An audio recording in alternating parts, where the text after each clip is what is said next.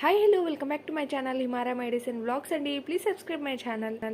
తెరవక schools తెరిస్తే మళ్ళీ వాతావరణం చూడండి ఎలా అయిపోయిందో, మళ్ళీ బంద్ చేస్తారు. చేయకూడదు అనుకుంటూనే వాళ్ళను వీళ్ళను చూసి చేయడంలో బట్టలు ఉతకడం ఒకటి. టైం కుదరకపోయినా టైం కుదిరించుకొని మరీ తీసుకొచ్చారు చికెన్.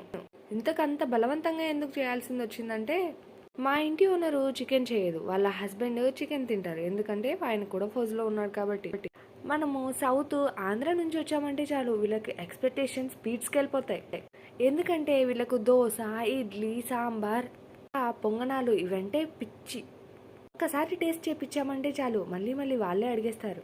చేసి ఇవ్వాలని నేను హడావిడిగా వంట చేస్తూ ఉంటే గ్యాస్ అయితే నాకు దోకా ఇచ్చింది. చేసేదేమి లేక బాహుబలిని తలుచుకొని సిలిండర్ అయితే వచ్చేసా.